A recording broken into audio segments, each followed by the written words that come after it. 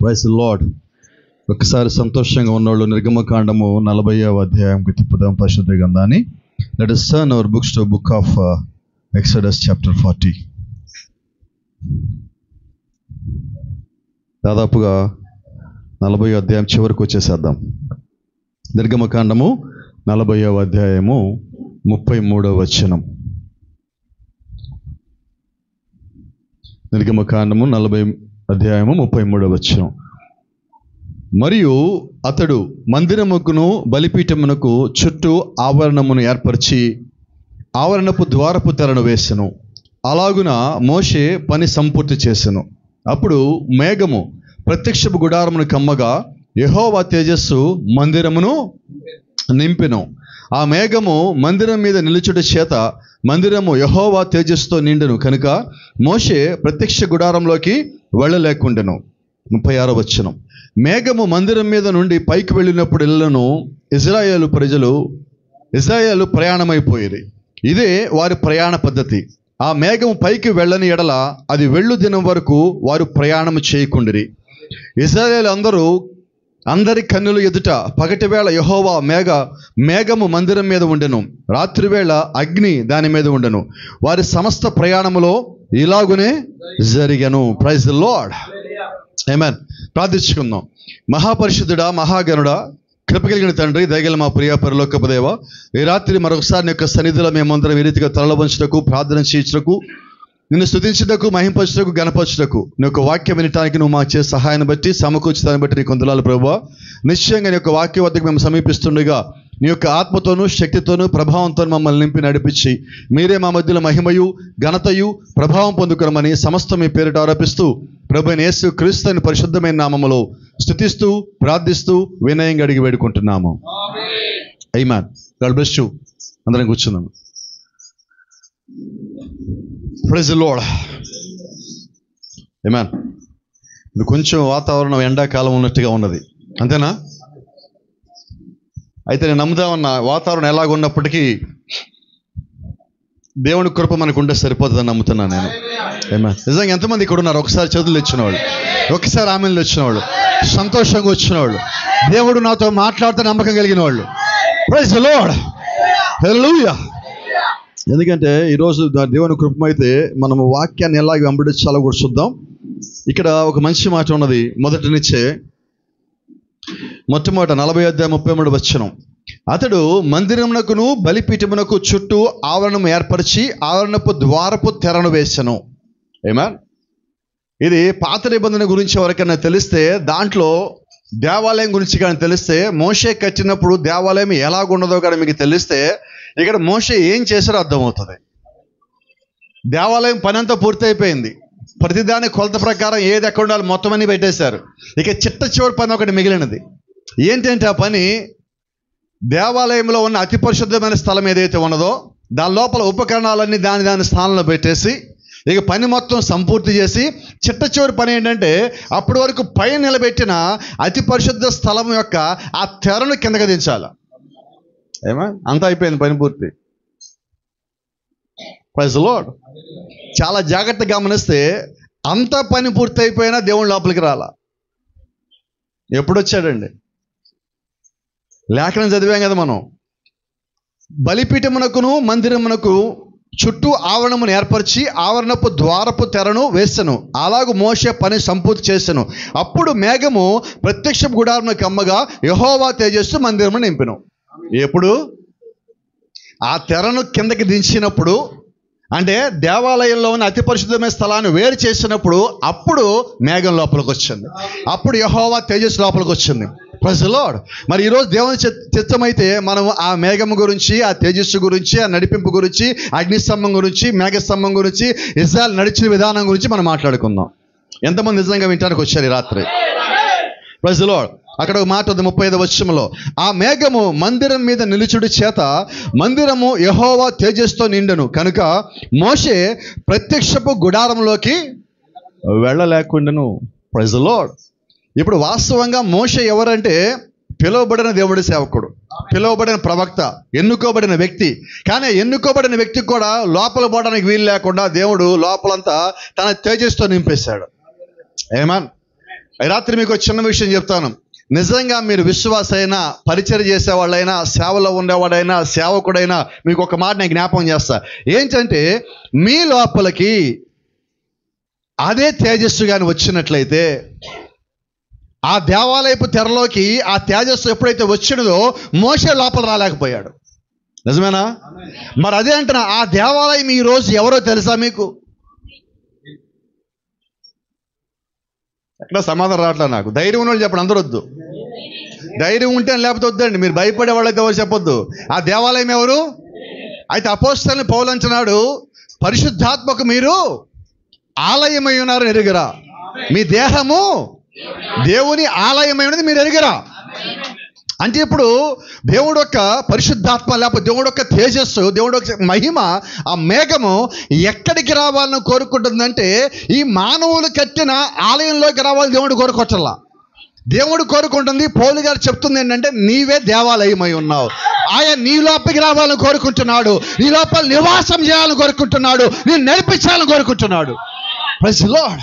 అక్కడ గమనించాల్సిన ఇంకో సంగతి ఏంటంటే ఆ దేవాలయం మొత్తం కట్టేదాకా దేవుడు ఆగాడు. ప్రతి వస్తువును ప్రతి చోట పెట్టేదాకా ఆగాడు. మందసము ఎక్కడుండాలి, సముఖ రొట్టెలు ఎక్కడుండాలి, మన్నా పాత్ర ఎక్కడుండాలి, కెరూబులు ఎక్కడుండాలి, శరాబులు ఎక్కడుండాలి, ఇతర గంగాళం ఎక్కడుండాలి, బలిపీఠం ఎక్కడుండాలి, అన్నీ ఎక్కడుండాలో అవన్నీ అక్కడున్నా కూడా దేవుడు ఇంకా రాలా. అంటే ఈరోజు మన లోపలికి పరిశుద్ధాత్మ ఎప్పుడు రావాలి? అమ్మా వినపడలేదు. ఎప్పుడు వస్తాడు? నువ్వు బైబిల్ చదివాక, నువ్వు ప్రార్థన చేశాక, ఏడ్చాక, కన్నీరు పెట్టాక, మొరపెట్టాక, సంఘానికి వచ్చాక, బాప్తిజం పొందాక, వైట్ అండ్ వైట్ బట్టలు వేసుకున్నాక చెప్పండి, మరి ఎప్పుడు వస్తాడు? ఒకటి కాదు, అన్ని దాని స్థానంలోకి వచ్చాకే దేవుడి లోపలికి వస్తాడు. So God has a special way to come inside of you. ఆమేన్. దేవుడు నీ లోపలికి రావటానికి దేవుడికి ఒక ప్రత్యేకమైన మార్గం ఉన్నది. నువ్వు కొద్దిగా దేవుడికి నీ హృదయాన్ని ఇస్తే దేవుడి లోపలికి రాలేడు. నువ్వు ఆదివారంలోనో నెలలో ఒకరోజు చర్చి కోసి దేవుడి లోపలికి రాలేడు.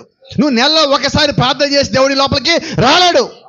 మరి దేవుడు ఎప్పుడు వస్తాడంటే ఆయన పెట్టిన ప్రతి క్రమములో నువ్వు పరిపూర్ణంగా ఉన్నప్పుడు, నువ్వు నిశ్చయంగా ఉన్నప్పుడు, నువ్వు తప్పిపోకుండా ఉన్నప్పుడు, నువ్వు తొలగిపోకుండా ఉన్నప్పుడు, నువ్వు సారిపోకుండా ఉన్నప్పుడు, నువ్వు పడిపోకుండా ఉన్నప్పుడు, ప్రతిసారి నువ్వు ఆయన మీద ఆనుకుంటా ఉన్నప్పుడు. Praise the Lord. అంటే దేవుడు నువ్వు కొద్దిగా బాగయ్యాను ఉండదని ఎప్పుడు.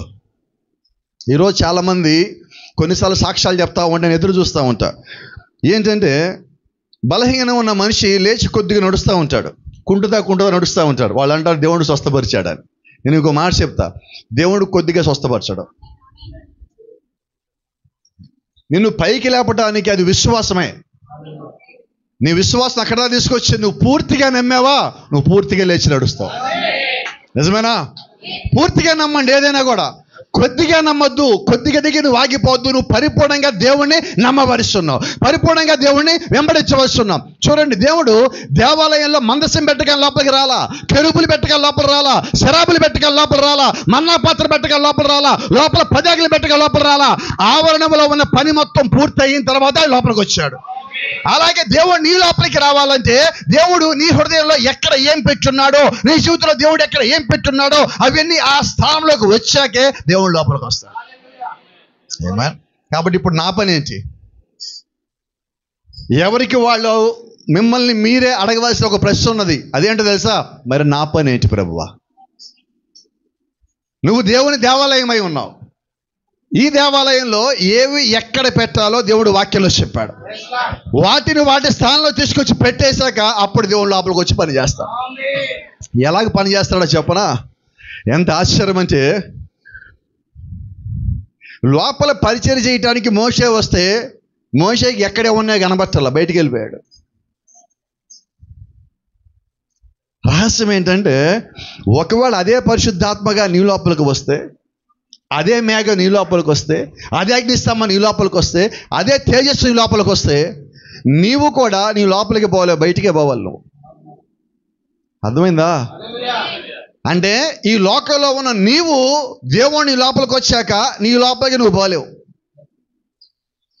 ఇదండి ఆత్మను పొందుకోవటం అంటే. ఇదండి పరిశుద్ధాత్మను పొందుకోవటం అంటే. ఇదండి దేవుడు యొక్క నడిపింపు అంటే. దేవుడు యొక్క నడిపింపు కింద ఇజ్రాయేల్ ప్రజలు మొత్తం ఉండాలని దేవుడు ఈ పని చేశాడు. నిజమేనా? అక్కడ మాట చూడండి, ఆ మేఘము మందిరం మీద నిలుచుడి చేత మందిరము యెహోవా తేజస్సుతో నిండెను కనుక మోషే ప్రత్యక్షపు గుడారములోకి వెళ్ళలేకుండెను. Praise the Lord. ఇప్పుడు ఆ ప్రత్యక్ష గుడారం ఎక్కడుందంటే నేనంటాను, నీ లోపలే ఉన్నది, నీ హృదయం లోపల ఉన్నది. నీ లోపలికి ఈ భౌతిక సంబంధమైన లోక సంబంధమైన రక్తమాంసాలు పుట్టిన ఈ మనిషి అక్కడికి వెళ్ళలేడు. కారణం ఏంటంటే అది దేవుడు యొక్క తేజస్సుతో ఉన్నది, ఆయన యొక్క మహిమతో ఉన్నది, ఆయన యొక్క ఘనతతో ఉన్నది, ఆయన యొక్క ప్రభావంతో ఉన్నది. దాన్ని దాటి నువ్వు లోపలికి పోలేవు. Praise the Lord. 36వ వచనం, మేఘము మందిరము మీద నుండి పైకి వెళ్ళినప్పుడెల్లను ఇశ్రాయేలు ప్రయాణమైపోయి. ఆ మేఘం లోపల ఉన్నాక వాళ్ళు ఎక్కడికి పోవాలి? ఇప్పుడు ఎక్కడికి పోవడానికి లేదు, ఎందుకంటే దేవుడు అక్కడే ఉండాలనుకుంటున్నాడు. నిజమేనా? ఒకవేళ ఆ గుడారం మనమే అయితే, ఆ మేఘం మనలోనే ఉంటే, ఇప్పుడు మనం ఎక్కడికి పోవాలి? నువ్వు ఎక్కడికి పోవాల్సిన పని లేదు, ఎందుకంటే మేఘం బయటికి పోతే నువ్వు మేఘం వెనకాల పరిగెత్తాల. ఇప్పుడు మార్గం చూపించేది మేఘము, అర్థమవుతుందా? మార్గం చూపించే దేవుడు, మార్గం చూపించేది వాక్యం, మార్గం చూపించేది పరిశుద్ధాత్ముడు. నిజమైన సత్య వాక్యము నీకు ఎప్పుడు మార్గం చూపిస్తుంది. మీరు జాగ్రత్తగా గమనించినట్లయితే వారు మోషేని వెంబడించటల్లా, మోషే కూడా మేఘాన్ని వెంబడిస్తున్నాడు. నిజమేనా? ఈరోజు మనము సేవకుడిని కాదు వెంబడించాల్సింది, సేవకుడు వెంబడించే మేఘాన్ని మనం వెంబడించాలి, సేవకుడు వెంబడించే అగ్ని స్తంభాన్ని మనం వెంబడించాలి, సేవకుడు వెంబడించే పరిశుద్ధాత్మను వెంబడించాలి, సేవకుడు వెంబడించే జీవం కలిగిన వాక్యాన్ని మనం వెంబడించాలి.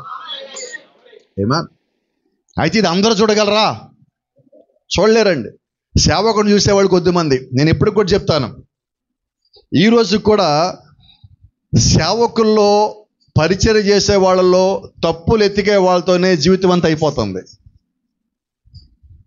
అంతేనా? ఒక్క మాట అడుగుతాను, చెప్పండి. నాకు ఒక్కటే మాట అడుగుతాను, మీరు నాకన్నా తెలివైన వాళ్ళు, సీనియర్లు కాబట్టి త్వరగా సమాధానం చెప్తారు అనుకుంటున్నాను. ఒక్కటే మాట. యేసుక్రీస్తు ఒకసారి ఒక స్త్రీ వ్యభిచారంలో పట్టబడింది. ఆ స్త్రీ వ్యభిచారంలో పట్టబడ్డాక ఆమెను తీసుకొచ్చి అందరూ రాళ్లతో కొట్టి చంపాలని వెళ్తా ఉంటే అదే రోడ్లో యేసుక్రీస్తు కనిపించాడు. ఆయన దగ్గర తీసుకొచ్చి ఆమె ఆపారు. అయ్యా, నువ్వు ప్రవక్త అంటున్నావు కదా, ధర్మశాస్త్రం ప్రకారంగా ఈమెకి ఏం చేయాలని అడిగారు. అప్పుడు ఆయన ఏమన్నాడు? మీ ధర్మశాస్త్రంలో ఏం రాస్తుంది అని అడిగాడు. ఆమె రాళ్లతో కొట్టి చంపాలని ఉన్నది అన్నాడు. మీరేం చేద్దాం అనుకుంటున్నారు అన్నాడు. మేము రాళ్లతో కొట్టి చంపుదాం, అందుకే రాళ్ళు కూడా తీసుకొచ్చామన్నాడు. మంచిది, అలాగే చెయ్యండి అన్నాడు. అని ఆయన ఒక్క మాట అన్నాడు. ఏమన్నాడండి? వినపడలేదు. మీలో పాపము చెయ్యని వాడెవడో వాడు మొదటగా రాయేయండి అన్నాడు. ఎంతమంది వేశారు? ఇక్కడ మీకు మర్మం అర్థం కాల మర్మం ఎవరికి? మీకు. ఇప్పుడు ఆమె పాపం చేసింది, పట్టబడింది. ఈ రాళ్ళు కింద పడేసి వాళ్ళందరూ ఎవరు?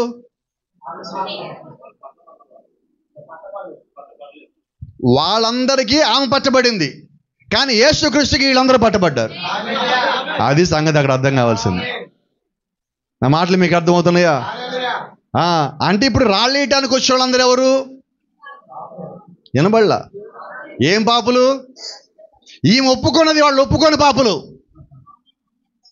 నా మాటలు మీకు అర్థమవుతుంది అనుకోండి. రాత్రి ఒప్పుకున్న పాపులు వేరు, ఒప్పుకోని పాపులు వేరు. బైబిల్లో ఒక మాట ఉంది, క్షమించబడని నేరము, క్షమించే నేరము, క్షమించబడని నేరము. క్షమించబడని పాపం ఏంటో తెలుసా? పాపమని తెలిసి ఒప్పుకోకపోవటం. ఇప్పుడు వాళ్ళు ఏం చేశారు? ఇప్పుడు యేసుక్రీస్తు దగ్గరికి వచ్చి ఒప్పుకున్నాక ఈయనేమంటున్నాడు? నువ్వు ఇక మీదట పాపం చేయకన్నాడు. అంటే ఆయన ఏం చేస్తారంటే పాపిని తీసుకొని కడిగి ఇక మీద నువ్వు పాపం చేయకని వాళ్ళని పరిశుద్ధులు చేశాడు. అంటే నా ఉద్దేశం మీరు గమనించారా? నువ్వు దేవుడి ఎదుట ఒప్పుకున్నప్పుడు, నువ్వు మరలా పాపం చేయనప్పుడు నువ్వు అక్కడి నుంచి పరిశుద్ధపరచబడి ఉన్నావు. ఏమా? మరి ఇప్పుడు రాళ్ళేయటానికి వచ్చే వాళ్ళు ఎంతమంది? మరి వీళ్ళందరూ ఏరి ఒప్పుకున్నారా? కానీ వాళ్ళ అంతరాత్మకు ఒక సంగతి తెలుసు, వాళ్ళు పాపం చేశారని. కానీ ఆ స్త్రీ దగ్గరే వాళ్ళు కూడా వచ్చి, ప్రభువా మేము కూడా పాపం చేశామంటే వాళ్ళ పాపాలు పోయి ఉండేవి. ఈరోజు ఒప్పుకోవడానికి ధైర్యం కావాలి, నేను అంటున్నాను, ఒప్పుకోవటానికి ధైర్యం కావాలి అంటే అక్కడ చిన్న మాట మీకు జ్ఞాపకం చేస్తా. ధైర్యం కాదు, కృప కావాలి. ఏమా, కృప లేకుండా నువ్వు పాపాన్ని అంగీకరించలేవు. కృప లేకుండా తప్పును ఒప్పుకోలేవు. ఎందుకంటే బైబిల్ చెప్తా ఉన్నది, దేవుడు గొప్పవారిని పిలవాల, నీతిమంతులను పిలవాల. అయితే ఆయన పిలిచిన వారిని నీతిమంతులుగా చేసుకున్నాడు అన్నది బైబిల్. ఏమా, అంటే ఇక్కడ చూడండి, బైబిల్లో ఇంకో మాట ఉంది, గొప్ప మాట. ఆసుపత్రి ఎవరి కొరకు? నిజమేనా? ఏదో నేనన్నాను, యేసుక్రీస్తు అన్నాడా? గట్టిగా చెప్పాలి. ఇప్పుడు ఆయన ఇంకో మాట అన్నాడు, నేను నీతిమంతుల కొరకు రాలేదన్నాడు. మరి ఎవరి కోసం వచ్చాడు?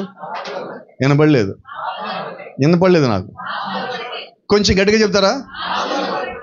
అమ్మో, మీరందరూ పుణ్యాత్ములు. నా కొరకు వచ్చాడు. మిమ్మల్ని ఎందుకు నేను తగ్గించాలి? నేను ఎవరో పాపులు అంటారు, నాకు అర్థం కావట్లేదు. ఎక్కడున్నారు వాళ్ళు? అమ్మ, ఏ రంగులో ఉంటారు వాళ్ళు? ఏ ఊర్లో ఏ రంగులో ఉంటారు? ఎవరు వాళ్ళు పాపులు అంటే?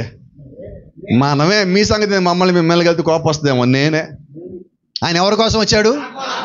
అది సంగతి. రక్తం ఎవరి కోసం? పాపం చేసింది ఎవరు? కడిగింది ఎవరిని? ఇప్పుడు పరిశుద్ధులు చేసింది కూడా నేనే. అంటే ఒప్పుకున్నప్పుడు, ప్రైజ్ ది లార్డ్, ఈరోజు బాప్టిజం పొందటం అంటే ఏంటో తెలుసా? నీ పాపాలు క్షమించబడులాగన దేవుడి దగ్గర ఒప్పుకోవటం. ఆమేన్. నువ్వు నీళ్ళల్లోకి వెళ్ళి రావటం వల్ల బాప్టిజం కాదు, ఒప్పుకున్నప్పుడు ఆ పాపం తీసేయబడుతుంది. అందుకని బైబిల్లో ఒక మాట ఉంది, ప్రతి వాడు మారు మనసు పొంది పాపక్షమాపణ నిమిత్తం బాప్టిజం పొందాలి. ముందు మారు మనసు, ఆ తర్వాత పాపక్షమాపణ. అప్పుడు దేవుడిలోంచి పాపం తీసేయగలడు. అప్పుడు దేవుడు నిన్ను శుద్ధీకరించగలడు. అప్పుడు దేవుడు నిన్ను నీతీకరించగలడు. ఆ తర్వాత పరిశుద్ధాత్మ లోపలికి రాగలడు. ఏమా, ఇక్కడ చిన్న మాట. మనం ఎలాంటి వాళ్ళమో ఈ దేవాలయంలో మనం కూడా ఉన్నాం.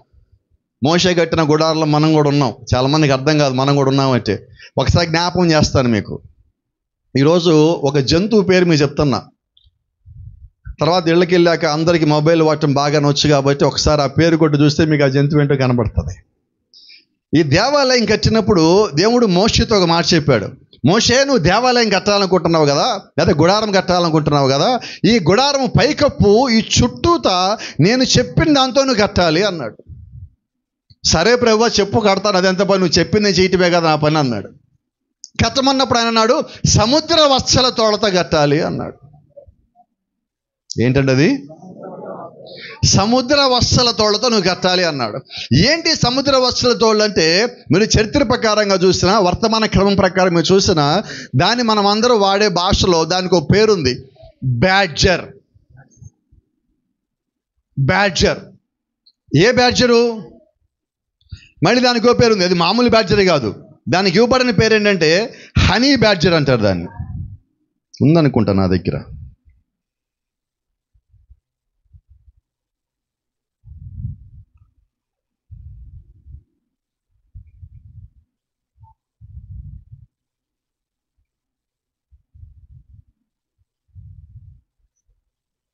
మీకు అందరూ చూపిస్తానికి ఇది ముంగీస్ లాగా ఉంటుంది, ఇంచుమించుగా కొంచెం పెద్దగా ఉంటుంది. ఇది దీని చర్మంతో దేవుడు ఆ గుడారం కట్టమన్నాడు. ఏం చర్మం అండి ఇది? ఇది ఎంత ఉంటుందంటే మన మూరకంగా కొంచెం పెద్దగా ఉంటుంది ఈ జంతువు. అయితే విచిత్రమైనది ఏంటంటే, అసలు ఈ జంతువుని చూస్తే పూర్తిగా జంతువు కనబడదు, కానీ మనమే కనబడతాం. ఇక్కడ దాని గుణలక్షణాలు చూసినా మనమే కనబడతాం. దానిలో ఏం చూసినా పూర్తిగా అది కనబడదు, మనమే కనబడతాం. ఈ జంతువులో మొట్టమొదటి లక్ష్యం ఏంటి చెప్పనా? ఇది దేంతో గెలవదు. వినపడలేదు నాకు. మరి మనం కలవం. నిజమా కాదా? చెప్పరు మీరు. రెండో సంగతి, ఇది దేనికి భయపడదు. మనలో లేదా? మూడోది, దీనిలో ఒక గుణలక్షణం ఉన్నది. ఏంటి గుణలక్షణం అంటే, అడవిలో అన్ని జంతువులు ఏ జంతువుకు భయపడతాయి? ఇది సింహం మీదకి ఎదురు వెళ్తుంటుంది. ఏంటి వస్తావా రా, ఏం చేస్తాను అంటది. సింహము దీన్ని చూసి దీంతో నా కింద కూడా వెనక్కిపోతూ ఉంటుంది. దీని పేరు హనీ బ్యాడ్జర్. ఇది తేనె ఒకటే తింటుంది. అయితే దీనిలో ఒక మంచి గుణలక్షణం ఉంది. ఇదేంటంటే, పాము కనిపిస్తే మాత్రం వదలదు. సింహం ఎందుకు వెనక్కి పోతుంది? ముసలి కూడా దీన్ని ఏం చేయలేదండి. ఆశ్చర్యం ఏంటంటే, దేవుడు దీని శరీరం మీద ఉన్న పైన తోలుని ఎలా చేశాడంటే రాతి కన్నా గట్టిగుంటుంది. సింహము కానీ కొరికితే, సింహం పనిచేసి కొడితే గోల్డ్ రాలిపోతాయి, కొరికితే పొలి రాలిపోతాయి. ఇది దాని శక్తి. దాని శక్తి దానికి తెలుసు కాబట్టి దేనికి భయపడదు. నా మాటలు మీకు అర్థమవుతుంది అనుకుంటున్నాను. ఇప్పుడు మనం ఎవరు? ఇప్పుడు మోషేకి దేవుడు ఏం చెప్పాడంటే వీటి చర్మంతో ఈ దేవాలయం మొత్తము కప్పాలి అన్నాడు. దీని చర్మం ఇంత ఉంటుంది. ఇదేమో ఒకటి పక్కనే ఉండదు. ఈ ఊర్లో ఒకటి ఉంటే ఆర్లెవాలో ఒకటి ఉంటే మధురవాడలో ఇంకోటి ఉంటుంది, మధురవాడలో ఒకటి ఉంటే చెప్పండి త్వరగా. అది సంగతి. ఒక్కొక్క చోట ఎతికి ఇప్పుడు మోషే దేవాలి. ఇది మోషే పని. అంటే పరిచయం ఎలాగుంది మోషేకి ఇప్పుడు? నా మాటలు మీకు అర్థమవుతుంది అనుకుంటున్నా. ఇంకో సంగతి ఏంటంటే దీన్ని తెచ్చి ఇక్కడ పెట్టి నువ్వు ఎక్కడున్నంటావా మన బట్టి ఎలాగా మనకలా వెళ్ళిపోతుంది. నేను కూడా అంటాను, నేను వచ్చినప్పుడు మీరు 6 అందరూ వస్తారు. వినపడలేదు? 6 నేను రాగానే అందరూ వచ్చేస్తారు. మళ్ళీ ఆదివారం ఏమవుతారు? అది మన గుణలక్షణము, బ్యాడ్జర్ గుణలక్షణము. ఒక చోట అది స్థిరంగా ఉండదు, దేంతో కలవదు, దేంతో ఉండలేదు ఎక్కువసేపు. దాని గుణలక్షణం అది. ఇంకొకటి, ఇప్పుడు మోషేకి దేవుడు ఏం చెప్పాడు? దీంతోనే నువ్వు కట్టాలన్నాడు. ఏ బరితోలో, ఏ ఎలుగుబంటితోలో, ఏ ఏనుగుతోలో కట్టేమంటే ఎమ్మడే కట్టేద్దుడు. ఇప్పుడు ఏం చేయాలి? ముందు ఈ బ్యాడ్జర్లు ఎత్తకాల దేవుడి పని పూర్తి కావాలంటే. ఈ బ్యాడ్జర్లకి ఇంకోటి ఏంటంటే దీని చర్మం తీయడం ఇంకా కష్టం. అది సాగదు, ఎండిపోయిన రాతిలాగా ఉంటుంది. దాంతో గట్టమన్నాడు దేవుడు. కింద మనం మాట్లాడుకున్నాం, నీ దేహమే దేవుని ఆలయం అని. అంటే ఇప్పుడు మన దేహం ఎట్లాంటిది? బ్యాడ్జర్ లాంటిది. దేనికి లొంగదు, దేనికి ఈయన అన్ని ఇన్నట్టుగా ఉండి అన్నింటికి తలకాయలు ఊపుతాం కానీ ఏమి చెయ్యము. చర్చికి వస్తారా? రారు. నిజం చెప్పండి, గట్టిగా చెప్పండి. ఉండదు ఒప్పేసుకుందాం మనం. ఎందుకు నేను ఇలాగ మీతో ఇది పోలి చెప్తా ఉన్నానంటే ఇది చెడ్డది కాదు, ఇది బలమైనది, తెలివైనది. పాపం ఒప్పుకోదు, పాముని సహించదు. ఇవన్నీ గుణలక్షణాలు మనలో కూడా ఉన్నాయి. కానీ మనలో ఉన్న గుణలక్షణం ఏంటి తెలుసా? కలవకపోవటం. ఏంటంటే ఈ హనీ బ్యాడ్జర్లో లేనిది ఏంటో తెలుసా? ప్రేమ. ఈ హనీ బ్యాడ్జర్కి ఉన్నది ఏంటో తెలుసా? కోపం. మన దగ్గర ఏమున్నాయి? కోపం ఎక్కువ, ప్రేమ ఎక్కువ. మనము ప్రేమ చూపించినా అది కూడా కోపం నుంచి వస్తుంది ఈ మధ్య. ఎస్ నోనా చెప్పండి. ఒక్కోసారి భార్యని కొట్టి భర్త నీ మీద ప్రేమ అందుకని కొట్టానంటున్నాడు. నేను కోపడు మాకండి, అదే భార్య తిరిగి కొడితే అది కూడా ప్రేమేనా? అది సంగతి. కాబట్టి నాకు ఇక్కడ ఉద్దేశం ఏంటంటే మనం చూపించే ప్రేమ కాదు, దేవుడు మన మీద చూపించేది ప్రేమ. నీ ఒంటి మీద దెబ్బ పడకుండా ఆయన తన వీపును అడ్డు పెట్టాడు చూసావా? అది నిజమైన ప్రేమ. నిజంగా ప్రేమించే భర్త అయితే, ప్రేమించే తండ్రి అయితే, ప్రేమించే దేవుడైతే ఏం చేస్తాడంటే నీకు ఆపద వస్తే ఆ ఆపద ఆయన మోసేవాడిగా ఉంటాడు. నీకు ఇబ్బంది వస్తే ఆయన తన వీపును చూపించేవాడిగా ఉంటాడు. నీకు శోధన వస్తే ఆ శోధన ఆపేవాడిగా ఆయన ఉంటాడు. ఏమా ఇందుకే దేవుడు దేవాలయం కట్టించింది దేనికంటే దాని లోపల నివాసం చేయటానికి. Praise the Lord. నిన్న మనం చదువుకున్నాం, ఇదే వారి ప్రయాణ పద్ధతి. ఆ మేఘము పైకి వెళ్ళని ఎడల అది వెళ్ళు దినం వరకు వారు ప్రయాణం చేయకుండారి. ఇప్పుడు నేను దేవుని ఎలాగ వెంబడించాలి, వాక్యాన్ని ఎలాగ వెంబడించాలి, సంఘాన్ని ఎలా వెంబడించాలి, సేవకుని ఎలా వెంబడించాలంటే మొట్టమొదటిగా వాక్యాన్ని కనిపెట్టు. ఎక్కడ సత్యం ఉందో నువ్వు అక్కడ ఉండాలి, ఎక్కడ క్రమం ఉందో నీవు అక్కడ ఉండాలి, ఎక్కడ జీవం ఉండదో, ఎక్కడ పరిశుద్ధాత్ముడు ఉన్నాడో, ఎక్కడ సత్యం ఉందో నువ్వు అక్కడ ఉండవలసిన్నావు. కారణం ఏంటంటే నీ వాక్యమే సత్యము, దేవుని యొక్క వాక్యమే సత్యమై ఉన్నది. కాబట్టి నువ్వు అక్కడే నివాసం చేయవలసిన్నావు. ఆయన ముందుకు వెళ్తే నేను ముందుకు కదలాలి, ఆయన ఆగితే నేను ఆగాలి. ఇది ఇశ్రాయేలీయులకి దేవుడు ఐగుప్తు నుంచి కనానుకు వచ్చేటప్పుడు ఏర్పరిచిన క్రమం. జాగ్రత్తగా గమనించండి. ఇప్పుడు వాళ్ళు మోషే ఆగితే ఆగారా? వినపడలా? మేఘం. వీళ్ళు ఎప్పుడైతే మోషేని దాటి మేఘం చుట్టం ప్రారంభించారో అందరి క్రమంలో ఉంటారు. మోషేని చూస్తే మోషేల్ని తప్పులే కనిపిస్తాయి. నిజమేనా? ఇప్పుడు మనం మోషేని చూద్దామా, మేఘాన్ని చూద్దామా? రైట్. ఇప్పుడు మన సేవకుని చూద్దామా, వాక్యాన్ని చూద్దామా? నువ్వు ఎప్పుడైతే వాక్యం చూసే స్థితికి వచ్చావో నీవు ఈ లోకాన్ని చాలా దాచావని ఆమె చెప్పగలం ఒకసారి అన్నా. Praise the Lord. తర్వాత 38వ వచనం, ఇశ్రాయేలు అందరి కనులు ఎదుట పగటి వేళ యెహోవా మేఘం మందిరం మీద ఉండను, రాత్రి వేళ అగ్ని దాని మీద ఉండను. అంటే దేవుడు విడిచిపెట్టాడా? మన భాషలో మాట్లాడుకుందాం, నిన్ను విడువను.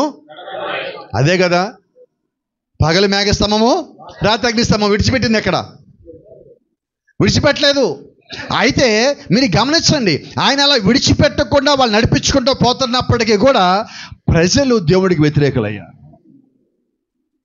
ప్రభువా, ఎలాగా చెప్పండి గట్టిగా. మోషే అక్క ఎవరు? మిరియాం ఏం చేసింది? కోరహ ఏం చేశాడు? వాస్తవంగా మోషేని పెట్టింది ఎవరు? దేవుడు. ఎన్నుకున్న దేవుడు, పిలిచిన దేవుడు. అహరోను మోషేని పిలిచిన దేవుడు. వాళ్ళలో ఏమున్నా లెక్క చెప్పుకోవాల్సిన వాడు దేవుడు. అవునా? ఇప్పుడు వ్యతిరేకం వచ్చింది, కోరహు వ్యతిరేకమయ్యాడు, మిగతా వాళ్ళందరూ వ్యతిరేకమయ్యాడు. ఇప్పుడు దేవుడు ఏం చేయాలి? ఒక మాట ఉంది అక్కడ బైబిల్లో, మీ తర్వాత ఇంటికి వెళ్ళి చదవండి. వీళ్ళు 2 గ్రూపులుగా అయినప్పుడు దేవుడు ఒక మాట అన్నాడు, మోషేతో మాట్లాడు. మోషే, నువ్వు పోయి వాళ్ళతో మాట్లాడు, వారి పక్షంలో ఉన్నవారు ఎవరో వారి పక్కకు పోనిమ్ము, ఇటు పక్కన ఉన్నవారు ఎవరో ఇటు పక్కన రానేమో అంటే అక్కడికి వెళ్ళి మోషే ఒక మంచి మాట మాట్లాడాడు. అయ్యా, మీరు కోరహు మిరియాము నమ్మిన వాళ్ళు మొత్తం అటు పక్క వెళ్ళొచ్చు. ఇప్పుడు మోషే ఏమనాలి? నన్ను నమ్మిన వాళ్ళు నా పక్క రావాలనాలి కదా. అలా దేవుడి పక్షం ఉన్న వారు ఎవరు ఇటు పక్క రండి అన్నాడు. Praise the Lord. ఎక్కడ? ప్రత్యక్షపు గుడారం ఎదుట ఇది జరిగినది మొత్తం. ఎందుకు ప్రత్యక్ష గుడారం గురించి మనం మాట్లాడుతున్నామంటే దేవుడు అక్కడి నుంచే ఆయన ప్రజలతో మాట్లాడుతానన్నాడు. ఈరోజు మనము ఎక్కడ ఉన్నామంటే ప్రత్యక్ష గుడారం లోపల ఉన్నాం. అంటే ఇప్పుడు దేవుడు మనతో సూటిగా మాట్లాడుతున్నాడు. ఆయన ఇప్పుడు మేఘం నుంచి కాదు, ఆయన స్వరముగానే మనతో మాట్లాడుతున్నాడు, రాయబడిన వాక్యంగా మాట్లాడుతున్నాడు, ఆయన చెప్పబడిన వర్తమానంగా మాట్లాడుతున్నాడు, ఆయన కృపలోంచి మనతో మాట్లాడుతున్నాడు, రక్తం నుంచి ఆయన మాట్లాడుతున్నాడు, కళలోంచి మాట్లాడుతున్నాడు, దర్శనం నుంచి మాట్లాడుతున్నాడు, భాషలతో మాట్లాడుతున్నాడు, ప్రవచనం నుంచి మాట్లాడుతున్నాడు. ప్రతి దాని నుంచి దేవుడు మాట్లాడుతూనే ఉన్నాడు. మనల్ని విడిచిపెట్టలేదు ఆయన. నువ్వు ఎప్పుడైతే తప్పిపోతున్నావో, తప్పిపోవాలనుకున్న ప్రతిసారి దేవుడిని క్రమపరుస్తూ ఉన్నాడు. ఒకసారి ఆమెను చెప్పగలం ఈ మాటకే. నాకు చాలా బలమైన మాట అది. ఎప్పుడైతే దేవుడు ప్రజలు భూమి నుంచి తొలగిపోతున్నారో, తప్పిపోతున్నారో, జారిపోతున్నారో, వెలుగును వదిలిపెట్టి చీకటిలోకి వెళ్తున్నారో, అప్పుడు దేవుడు ఆయన యొక్క సేవకుడు పైకి లేపుతాడు, ఆయన యొక్క ప్రవక్తలను పైకి లేపుతాడు, ఆయన యొక్క కృపను వారి మధ్యలో పంపిస్తాడు. ప్రతిసారి ఓ చిన్న మాట మీకు జ్ఞాపం చేస్తున్నా. ప్రకటన గ్రంథం 1వ అధ్యాయంలో బైబిల్ చెప్తా ఉంది, ఆయన కుడి చేత 7 నక్షత్రములు ఉన్నాయని. అవునా? 2వ అధ్యాయం 3వ అధ్యాయంలో 7 సంఘాలు అక్కడ ఉన్నాయి. ఎఫెసు, స్ఫుర్ణము, పెర్గమం, తుయితైర, సార్డిస్, ఫిలదెల్ఫియా, లౌదీకియా, మొత్తం 7 సంఘాలు అక్కడ ఉన్నాయి. మీరు జాగ్రత్తగా గమనిస్తే ఈ 7 సంఘాలకి ఆయన చేతిలో ఉన్న నక్షత్రాలను పంపిస్తున్నాడు. అవునా? రెండోది ఆ దీపస్తంభాలు. దీపస్తంభాన్ని ఎందుకు పెడతాం? గట్టిగా చెప్పండి. చీకటిలో ఉన్న వారికి వెలిగి ఇవ్వటానికి దాన్ని పెడతాం. అవునా? ఇప్పుడు ఈ 7 సంఘాలు చీకటిలో ఉన్నాయి కాబట్టి దేవుడు ఆ వెలుగుని ఈ సంఘాలకి దూత అనగా నక్షత్రాలు ఇచ్చి పంపిస్తున్నాడు. ఎందుకు పంపించాడంటే ఆ వెలుగుని ఆ చీకటిలో ఉంచటానికి. మత్తయి సువార్త 4వ అధ్యాయంలో ఒక మాట ఉన్నది, మరణ ఛాయలోను చీకటిలోను కూర్చుండున్న వారి మీద గొప్ప వెలుగు ఉదయించెను. Praise the Lord. ఇప్పుడు చీకటి అంటే ఏంటి? మరణం. ఇప్పుడు దేవుడు భూమి మీదకి వెలుగుగా వచ్చింది దేనికంటే మరణం తప్పించడానికి. ఆమేన్. ఇప్పుడు వారు ఐగుప్తులోంచి బయటకు వచ్చినప్పుడు కనాన్ వరకు వాళ్ళు వెళ్ళటానికి, వాళ్ళకి నడిపించడానికి ఒక మార్గం కావాలి. ఆ మార్గం ఏంటో తెలుసా? వెలుగు మార్గం అయి ఉన్నది. ఎందుకని అగ్నిస్తంభంగా ఉన్నాడు? చీకటిలో అంటే వారు వెలుగులో ఉండాలి కాబట్టి. మేఘస్తంభంగా ఎందుకున్నారు? పగలకి దారి కనిపించాలి కాబట్టి, తప్పిపోకూడదు కాబట్టి. ఎందుకంటే మానవులైన మనము కొంచెం మనం మంచిగా ఉన్నప్పుడు, ఆర్థికంగా ఆత్మీయంగా అన్నీ మనకు బాగున్నప్పుడు మనం చేసే మొట్టమొదటి పని ఏంటంటే మన ఇష్టానుసారంగా ఉండటం, చేయటం. నిజమేనా? ఉంటామండి. మీరు అవునన్నా కాదన్నా అది మీకైనా నాకైనా ఎవరికైనా ఒకటేది. మానవుని జీవితం అంతే. ఎందుకంటే మనం ఉంది రక్తమాంసాల్లో కాబట్టి. అవునా? ఎప్పుడైతే మనం అలాగా మన ఇష్టానుసారంగా ఉంటున్నామో, నువ్వు దేవుడి చిత్తుల్లో ముందుగా ఉన్నట్లయితే నువ్వు నిష్టానుసారంగా ఉండటానికి దేవుడు ఇష్టపడడు. ఫస్ట్ దేవుడు చెప్తాడు, మాట్లాడతాడు, హెచ్చరిస్తాడు, గద్దిస్తాడు. నువ్వు అప్పుడు కూడా వినకపోతే దేవుడు అప్పుడు కొడతాడు. దేవుడు ముందే కొట్టడు. దేవుడు కొట్టడానికి టైం ఉంటుంది. గతంలో కూడా మీకు చెప్పా, దేవుడు చెప్పిన మాట వినకపోతే ఆయన కొట్టిన దెబ్బకి మంచంలో 3 నెలలు ఉన్నాను. ఆ అనుభవంతో మీకు ఈ రాత్రి చెప్తా ఉన్నా, ఆయనకి లోపడితేనే మేలు. ఎంత త్వరగా నువ్వు లోపడితే అది అంత మేలు అన్నట్టు. కారణం ఏంటంటే, నువ్వు ఒకసారి ఆయన గద్దించినప్పుడు వినలేదా, రెండోసారికి మనకు వచ్చే ఇబ్బంది, శోధన కొంచెం పెద్దదవుతుంది. నువ్వు రెండోసారి వినలేదా, మూడోసారి ఇంకా పెద్దదవుతుంది. మూడోసారి లేదా ఇంకా చాలా పెద్దదవుతుంది. అది ఎక్కడి దాకా పోతుందో ఆయన ఉగ్రత ఎంతో కూడా మనకు తెలియదు. కాబట్టి దేవుడు మొదటిసారి హెచ్చరించగానే లోబడదాం. మన దారుల్లో మన ఇష్టానుసారంగా పోతుంటే మనం ఎట్టుపోతామో తెలియదనే దేవుడు అగ్నిస్తంభం ఇచ్చాడు, దేవుడు మేఘస్తంభం ఇచ్చాడు, దేవుడు ప్రవక్తనిచ్చాడు, దేవుడు సేవకునిచ్చాడు, దేవుడు వాక్యాన్ని ఇచ్చాడు, దేవుడు కృపనిచ్చాడు. దాని నుంచి మనం తొలగిపోవద్దని. Praise the lord. దేవుని నామానికి మహిమ. ఇక్కడ ఒక మాట మీకు జ్ఞాపకం చేస్తున్నాను. దేవుడు ఆ దేవాలయంలో ఎప్పుడైతే అన్ని వస్తువులు అన్ని దాని స్థానంలో పెట్టేసి ఆ దేవాలయపు ద్వారం దగ్గర ఉన్న అతి పరిశుద్ధ స్థలం యొక్క ఆ తెరని కిందకి దించాడో, ఎమ్మటే దేవుడు యొక్క మేఘం లోపలికి వచ్చింది బైబిల్లో మనం చదివాం. ఆ మేఘానికి ఒక పేరు ఉన్నది. పాత నిబంధనలో ఆ మందిరము ప్రతిష్ఠ దినం మన లోపలికి వచ్చింది. సొలొమోను దేవాలయంలో కూడా అదే వచ్చింది, మోషే గుడారంలో కూడా అదే వచ్చింది. ఆ మేఘానికి ఒక పేరు ఉన్నది. ఏంటంటే ఆ మేఘం పేరు షకీనా మేఘం. చెప్తారా ఒకసారి ఏంటది? గట్టిగా చెప్తారా? ఇప్పుడు అడుగుతాను, షకీనా అంటే ఏంటి?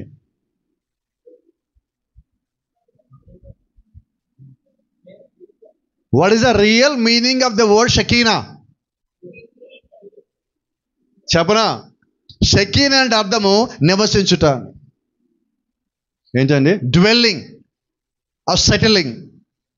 ఇప్పుడు దేవుడు మేఘంగా ఎందుకు వచ్చాడు? నివాసం చేయటానికి. ఎక్కడ? ఇప్పుడు ఆ దేవాలయం ఎవరు? ఇప్పుడు దేవుడు షకీనాకు వచ్చింది దేనికి? నీ లోపల నివాసం ఉండటానికి. ఇప్పుడు నివాసం ఉండే విధంగా అనే లోపల ఏర్పాటు చేయాలి ఆయన రావడానికన్నా ముందు. ఈరోజు మన ఇంత ప్రయత్నం అంతా ఇదే. మీరు వాక్యం చెప్పి అక్కడి నుంచి పరిగెత్తుకొని వచ్చినా, రెస్ట్ లేకుండా తిరిగినా, ఎంత చేస్తా ఒకటే ఒక పర్పస్. ఏంటో పర్పస్ అంటే మనందరి లోపలికి వ్యక్తిగతంగా ఆ మేఘం దిగువచ్చి నివాసం చేయాలి. అంతేనా? ఏంటి దాని అర్థం అంటే చూడండి, హిబ్రూలో షకీన్ అంటే అర్థం ఏంటంటే, in English translation of Hebrew word meaning dwelling or settling. దాని అర్థము ప్రెజెన్స్ ఆఫ్ గాడ్, దేవుని యొక్క సన్నిధి నివాసం చేయుట. అది షకీనా. Praise the lord. ఆశ్చర్యం ఏంటంటే, ఇప్పుడు మనము కూడా దేవాలయం లాంటి వాళ్ళమే. ఎప్పుడు? షకీనా మహిమ లోపల ఉంటే. లేకపోతే ఓ చిన్న మాట చెప్తాం, అవును కాదు త్వరగా తెలిసేసుకుందాం. ఈ మధ్య త్వరగా ఎక్కడ అన్ని చోట్ల చెప్తున్నా, మళ్ళీ మీకు కూడా చెప్తున్నాను. ఇది ఒక వ్యక్తి మనకు ₹1,00,000 10 లక్షలు అప్పు ఇచ్చాడు అనుకో. అప్పు ఇవ్వగానే ఆ వ్యక్తిని ఏమంటాం? వినపడలేదండి, కొంచెం గట్టిగా చెప్పండి. ఏమంటారు? తర్వాత 10 లక్షలు అడిగాక నిజం చెప్పండి, ఏమంటారు? ఇప్పుడు అప్పుడు కూడా దేవుడు అంటారా? దేవుడు అండి అడిగాడండి 10 లక్షలు ఇచ్చేద్దా అంటారా? ఏమంటారు? వినపడలేదు నాకు చెప్పండి గట్టిగా. డబ్బులు ఇచ్చినప్పుడేమో దేవుడు, అడిగాక దెయ్యం అవుతాడు. అంతేనా కాదా? మనకి డబ్బులు ఇవ్వాలి, మనం ఇచ్చాము, మనం మళ్ళీ అడిగాము, అప్పుడు ఆ వ్యక్తి మనల్ని ఎలా చూస్తాడు? గౌరవంగా చూస్తాడా? అప్పుడు దాకున్న గౌరవం ఏమైంది? వెళ్ళిపోయింది. అయితే నేనేమంటానంటే, నువ్వు ముందు దేవుడి దగ్గర రా అంట. ఎందుకంటే నువ్వు జ్ఞాపకం పెట్టుకో, మనుషులు ఎవరు దేవుళ్ళు కాదు. నువ్వు ఎంత సహాయం చేసినా వాళ్ళు నీకు వాళ్ళకున్న 6 లీటర్లో నీకు 3 లీటర్ల రక్తం ఇచ్చినా వాళ్ళు దేవుళ్ళు కారు. ఎందుకంటే 6 లీటర్లు మొత్తం ఇచ్చేసినా దేవుడు అయి ఉన్నాడు ఆల్రెడీ. ప్రభు అయిన యేసుక్రీస్తు పరిపూర్ణంగా రక్తం కాచేది ఆయన దగ్గర ఏమీ లేదు. ఇంకా ఆయన మనకు దేవుడై ఉన్నాడు. కాబట్టి ఆల్రెడీ ఒక రక్తం ఎలాగా చెల్లించి నువ్వు కొన్నారు. భూమి మీద నువ్వు ఎవడు అలా కొనలేడు, ఆల్రెడీ ఆయన కొనేశాడు. కాబట్టి నీవు కొనబడ్డావు. ఇంకో రకంగా మాట్లాడితే ఆయన కృపకు నీవు అమ్మబడ్డావు. ఆమేన్. విలువైన పరిశుద్ధమైన ప్రభువైన యేసుక్రీస్తు యొక్క రక్తం చేత నీవు కొనబడి ఉన్నావు. ఆ కారణం చేతే ఆయన నీ లోపలికి వచ్చి నివాసం చేయాలని కోరుకుంటున్నాడు. Praise the Lord. ఏంటి షకీనా మహిమ అంటే, ఎప్పుడైతే షకీనా మహిమ నీ లోపలికి వచ్చిందో లోకము నీ లోపల ఉండలేదు. ఈ గడి వర్తమానం మాట చెప్తుంది, ఎప్పుడైతే దేవాలయపు తెర లోపలికి ఆ ప్రధాన యాజకుడు అడుగు పెట్టున్నాడో ఇక బయట మొత్తం ఏమి వినపడదు. వాళ్ళు కొట్టుకున్నా, తిట్టుకున్నా, కంప్లైంట్ చేసినా, చాడీలు చెప్పినా నీ దగ్గరికి ఏమీ రాదు, వినపడదు. అంటే నువ్వు ఎక్కడికి వెళ్ళిపోయావు? ఇప్పుడు వినపడలా. అతి పరిశుద్ధ స్థలములోకి మనం ఇంకా లోకల్లో ఉన్న మనుషులు చెప్పే మాటలు వింటున్నామంటే అర్థమేంటి తెలుసా? నువ్వు లోపలికి రాలా. షకీనా మహిమ లోపలికి వచ్చిన తర్వాత బయటంతా నీకేం పని? పరిశుద్ధాత్మ నువ్వు పొందుకున్నాక లోకపాత్మ నీకేం పని? ఎందుకంటే నువ్వు దాన్ని ఎప్పుడు దాటేస్తున్నావు. ఏమా, దీనికి ఒక చిన్న మాట మీకు చెప్తా. ఒక చనిపోయిన వ్యక్తి యొక్క మృతదేహం తీసుకొచ్చి ఇక్కడ పెడదాం, మన ముందు ఇక్కడ పెడదాం. ఇప్పుడు ఆ వ్యక్తిని తిట్టండి, తిరిగి తిడతాడా? చెప్పండి, తిడతాడేమో. ఆరే వాళ్ళు తిడతారేమో. తిడరా? పోనీ కొట్టండి, కొడతాడా? మొక్క మీద నీళ్ళు చల్లండి, అతని గురించి ఎగతాళిగా మాట్లాడండి, పక్కకి వెళ్ళి చాడే చెప్పండి. అసలు ఆయన తిరిగి ఏమైనా పోతుందా? ఎందుకని అంటారు? వినపడలే, గట్టిగా చెప్పండి. కొద్ది టైం అయిపోతుంది, త్వరగా చెప్పండి. ఇప్పుడు మనం కూడా లోకంలో చచ్చిపోతే వినపడలా, చెప్పండి గట్టిగా. లోకంలో నీ చనిపోతే ఎవరన్నా ఏమన్నా నీ గురించి అంటే నీకు వినపడుతుందా? వినపడదు. అయితే ఒక సంగతి జ్ఞాపకం పెట్టుకో, నువ్వు వినాల్సిన అవసరం లేదు.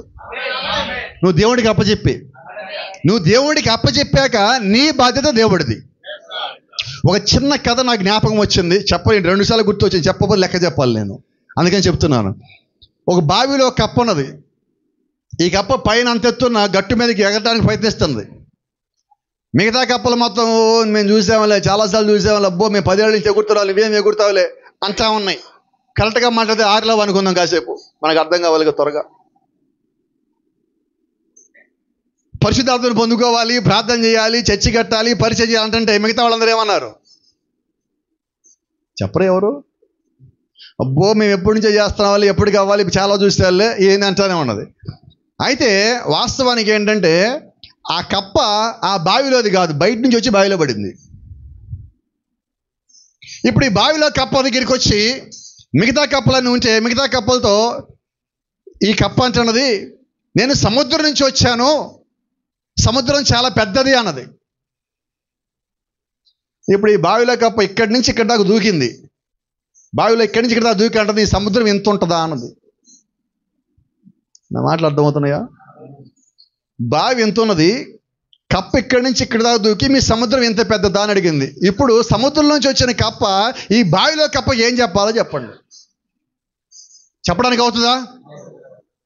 ఇక ఇది అర్థమైంది, ఇది ఏడుతో నాకు అవ్వదులే, పైకి ఎగురుదామని. ఎగురుతుంది. మిగతా కప్పలన్నీ నవ్వుతున్నాయి, ఎగతాళి చేస్తున్నాయి, జోకులు వేసుకుంటూ దాని మీద రాళ్ళు వేస్తాయి, ఏం చేయాలి అవన్నీ చేస్తున్నాయి. ఎత్తకాలకి ఇది ఎగిరి కాసేపటికి మొత్తానికి పైకెక్కేసింది. Praise the lord. మిగతా కప్పలు కింద ఉన్నాయి, నోరు తెచ్చుకొని చూస్తానే ఉన్నాయి, ఎలాగా బావురి కప్పలు అవన్నీ అలాగ నోరు తెచ్చుకొని చూస్తున్నాయి. అది పైకెక్కేసింది.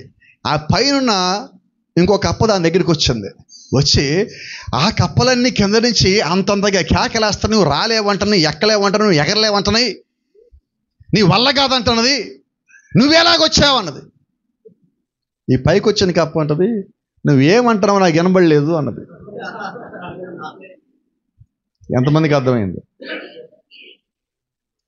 అర్థమైంది? అంటే ఆ ఎగురుతున్న కప్పకి చెవుడు. కొన్నిసార్లు లోకల్లో నీకు వ్యతిరేకంగా అరిచే కప్పలు ఉంటాయి కొన్ని. ఆ కప్పలు అరుస్తున్నప్పుడు నీవు కూడా అలాగుంటే నీకు మేలు. చెడిపోయిన కప్పలు, పాడైపోయిన కప్పలు, బావిలో కప్పలు, బయటికి రాని కప్పలు, ఎదగాలేని కప్పలు, ఆ కప్పలు మాటలింటే నువ్వు కూడా బావిలో ఉండిపోతావు, లోకల్లో ఉండిపోతావు, పాపంలో ఉండిపోతావు, అగాధంలోకి పోతావు, కిందకి పోతావు. కాబట్టి ఒక మాట చెప్తా, కొన్నిసార్లు నువ్వు లోకంలో చచ్చిన వాడి వలే ఉండు. అంటారా అనని అయితే ప్రతిదానికి వాళ్ళు లెక్క చెప్పే సమయం ఒకటి వస్తుంది. నీవైనా నేనైనా లెక్క చెప్పాలా. అయితే పరిశుద్ధాత్మను పొందుకోవడం కొరకు నువ్వు ప్రయాసపడినప్పుడు మిగతా వాళ్ళ మాటలు పట్టించుకుంటే నీ శ్రద్ధ దాని మీద ఉంటుంది, పరిశుద్ధాత్మ మీద ఉండదు. చూడండి, ఈ కాలం వర్తమానికి ఒక మాట చెప్తాడు. నువ్వు రోడ్డు మీద పోతా ఉంటే కొన్నిసార్లు కుక్కలు మనం చూసి అరుస్తూ ఉంటాయి. అరుస్తాయా లేదా? అరవగానే ఏం చేయాలి మనం? డీమార్ట్కి వెళ్ళి 29 రూపాయలు పెట్టి ఒక బ్యాగ్ కొనుక్కొని ఆ బ్యాగ్ నిండా అటుపక్క ఇటుపక్క రైల్వే ట్రాక్ దగ్గరికి పోయి రాళ్ళని తెచ్చుకొని ఆ కుక్క ఎక్కడుంది అక్కడ కూర్చొని ఒక కుర్చీ వేసుకొని ఓ కాఫీ కప్ కూడా పక్కన పెట్టుకొని వీలైతే ఒక భోజనం లంచ్ బాక్స్ కూడా పక్కన పెట్టుకొని ఆ కుక్క ఎప్పుడు వస్తా చూద్దామని చెప్పి రాళ్ళు ఇస్తుందా కూర్చుంటే నీ ప్రయాణం ఏమవుతుంది? ఇప్పుడు కుక్క వచ్చింది దేనికి? కుక్క పని అంటే తెలుసా?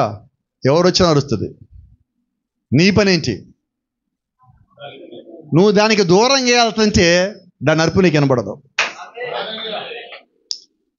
ఇక వర్తమానం కూడా అంటాడు, నువ్వు అలాగా వాటి మీద రాళ్ళేస్తా కూర్చున్నావు అంటే నీ పరలోక ప్రయాణం ఆగిపోయింది అన్నాడు. కాబట్టి ఏం చేద్దాం మనం? ఆగిపోదామా? ముందుకు సాగిపోదామా? ఎక్కడికి? వారు ఐగుప్తు నుంచి కనాను దాకా ఆగటానికి వెళ్ళేదన్నాడు దేవుడు. ఈరోజు దేవుడు మనల్ని ఏమంటాడంటే నువ్వు పరిశుద్ధాత్మ పొందుకొని పరలోకం వెళ్ళేదాకా నువ్వు ఆగటానికి వెళ్ళేదంటున్నాడు. కాబట్టి ఎవడో ఏదో ముచ్చట చెప్పాడని నువ్వు ఆగాల్సిన పని లేదు.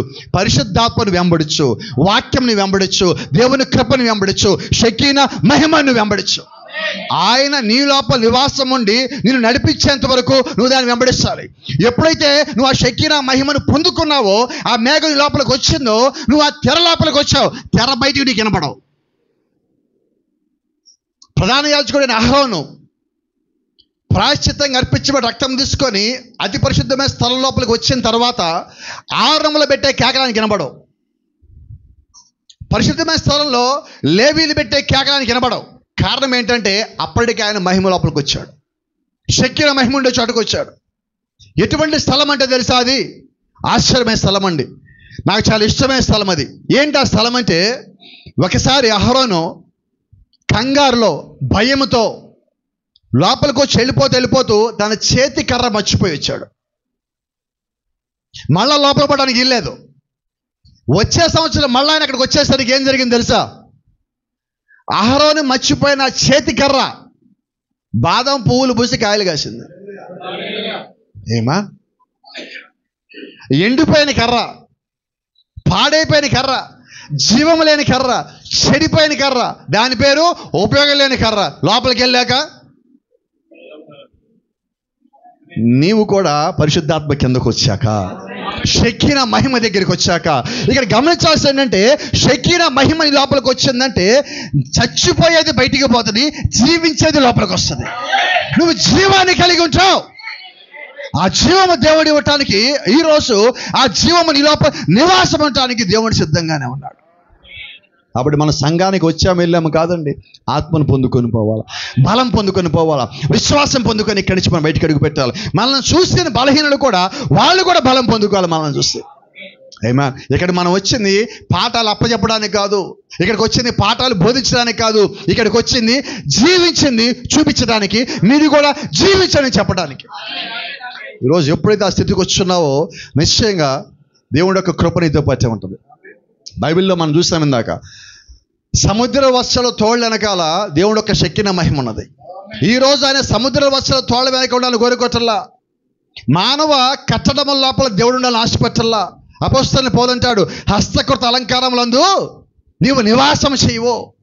మానవులు కట్టిన చర్చిల్లో, బిల్డింగుల్లో, గుడారంలో దేవుడు లేడు. ఎక్కడ ఉన్నాడు మరి? గట్టిగా చెబుదాం. ఇప్పుడు ఈ గుడారము నువ్వు కట్టలా, ఇది దేవుడు కట్టినై ఉన్నది. అందుకని యోహాను పత్రికలో, యోహాను సువార్తలో ఒక మాట ఉంటుంది, మనము మనుష్యేచ్ఛ వల్ల పుట్టిన వారము కాదు, మానవేచ్ఛ వల్ల పుట్టిన వారము కాము. మనం ఎలా పుట్టామంటే దేవుని ఇచ్ఛ వల్ల పుట్టిన వారం అన్నాడు. రక్త మాంసాల్లో పుట్టిన వారము కామన్నాడు. ఎప్పుడు? పరిశుద్ధాత్మలో ఉన్నప్పుడు, షకీనా మహిమ మనలో నివాసం చేస్తున్నప్పుడు, అప్పుడు నువ్వు దేవుడు కుమార్తె అయి ఉన్నావు. అలాగా దేవుడు నన్ను ఆశపడుతున్నాడు.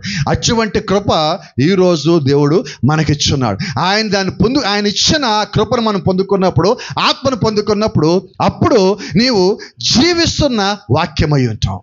అపోస్తలులు పౌలు మాటల్లో మాట్లాడినట్లయితే, నడుస్తున్న పత్రిక నీవు కాదా, మా పరిచయాల మూలకంగా రాయబడిన పత్రిక నీవు కాదా, నడుస్తున్న పరిశుద్ధ గ్రంథము నీవు కాదా. అదే నిజమైతే ఈరోజు మనల్ని చూసి దేవుని లోపలికి అనేక మంది రావాలి. మనల్ని చూసి వాళ్ళు పారిపోకూడదు. ఎప్పుడు మనుషుల్ని మనం వెంబడిస్తే మనం పడిపోతామండి. ఒక్కసారి మనుషులను దాటి దేవుడు మహిమను చూస్తే, ఒక్కసారి మనుషులను దాటి ఆయన కృపను చూస్తే, ఒక్కసారి మనుషులను దాటి ఆయన ఇచ్చిన పరిశుద్ధాత్మగా చూసావా, ఆ ప్రత్యక్ష గుడారంలోకి అడుగు పెట్టావా, ఆ షెకీనా మహిమని ఒక్కసారి రుచి చూసావా అంటే జీవితంలో ఎన్నడూ నిన్ను ఏది పడగొట్టలేదు, ఎక్కడ నిన్ను బంధించలేదు. పాతాళము కూడా ఆ షెకీనా మహిమ కింద ఉన్న వాళ్ళు బంధించలేదు. అందుకని యేసుక్రీస్తు అంటాడు, పాతాళ లోక ద్వారంలో కూడా ఆయన కట్టే సంఘము ఎదుట నిలబడలేవు. కారణం ఏంటంటే ఆ సంఘము కట్టేది ఆయనే, సంఘములో ఉన్నది ఆయనే, సంఘానికి బోధించేది ఆయనే, సంఘానికి బోధించే ఆత్మ కూడా ఆయనే. అక్కడ ఉండాలని దేవుడు ఆశపడతా ఉన్నాడు. God bless you. దేవుడు మిమ్మల్ని దీవించును గాక.